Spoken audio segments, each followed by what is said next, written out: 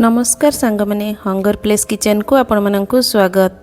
चलतु आज जगन्नाथंकर 56 भोगरू गोटे भोग महुर घरे केमती सहज उपाय बनैबा देखिबा। मु जेमती प्रोसेस रे तैयारी करूची जदि आपण माने सेमती ही फॉलो करिवे ताले एटा पूरा मंदिर भलिया स्वाद आसीबो। जगन्नाथ मंदिर रे जेमती प्रस्तुत हुए सेमती ही स्वाद आसीबो। चलतु यापाई मो सब केमती प्रस्तुत करुच्ची आपको देखेबी। गोटे ग्राइंडिंग जार रे मु किछि जीरा नैछि, आउ गोटे सुखिला लंकाटे नैछि, आउ किछि धनिया नैछि, किछि पान मधुरी नैछि, आउ किछि कोला मरीच मु देली सेथिरे।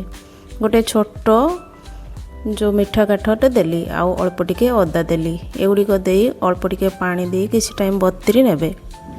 देखंतु बतरी सारा पर मु गोटे स्मूथ ग्राइंडिंग कर देछि। तार एठी अल्प टिके घी दे मु बड़ी गुड़िक भलरे लाली लाली हेबा पर्यंत भाजी नेली। आउ सेई पैन रे आउ किछि घी दे दीटा सुखिला लंकार तड़का आउ किछि सोरिष तड़का देली। तापरे पूर्व जो प्रस्तुत करी रखिथिलु मसला गुड़िक बट्टा मसला तक दे देली। एठी परिबा मु किछि नैछि, जेमति कि आलू, कखारू, आउ पोटल, कांकड़, आउ कंचा कदली किछि ए सब परिबा मु नैछि। ए सब परिबा गुड़िक मु सेथिरे दे देली। आउ सेथिरे किछि हळदी आउ लूण आवश्यक मुताबिक लूण दे भल भाबरे मु एमती भाजीबी किछि टाइम।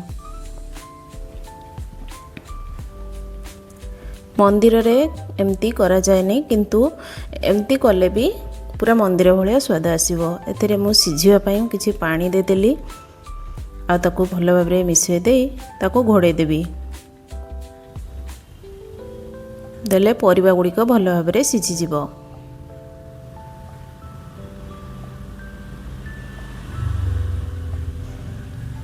एटा को कवर दे आमे भल भाबरे परिबा गुड़िक सिझिबा पई एबे छाड़ी दबा। अति कम रे 5-6 मिनिट पर्यंत आमे ताको कवर कर रखिबा। तापरे देखिबा। चलंतु एबे चेक करिबा। देखंतु परिबा गुड़िक ऑलमोस्ट हमर सिझी गलानी। एमती स्पेचुला दबेला बेलकू सेउडा नरम हो गलानी। तो ए परिबा सब हमर सिझी एछि। एथिरे मु एबे किछि कोरा नडिया देबी, आउ ताको भल भाबरे मिसै देबी। तापरे मु एबे सेथिरे किछि भजा रखाइथिबा जो बड़ी गुड़िक एबे मु दे देबी। ताको भी मु भल भाबरे मिसै नेबी। तापरे ए टाइम रे मु गोटे चामच एमती गुड़ देली। गुड़ देबा द्वारा महुरर स्वाद बढ़ी जाय थाए। एटा टिके हल्का मीठा हेले भल लागि थाए। देखंतु एबे हमर प्रस्तुत हो जाइछि महुर। वीडियोटी भल लगी लाइक, शेयर और सब्सक्राइब करेंगे।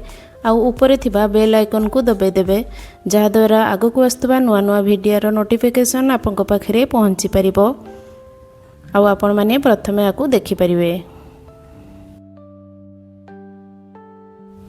रहिली। जय जगन्नाथ।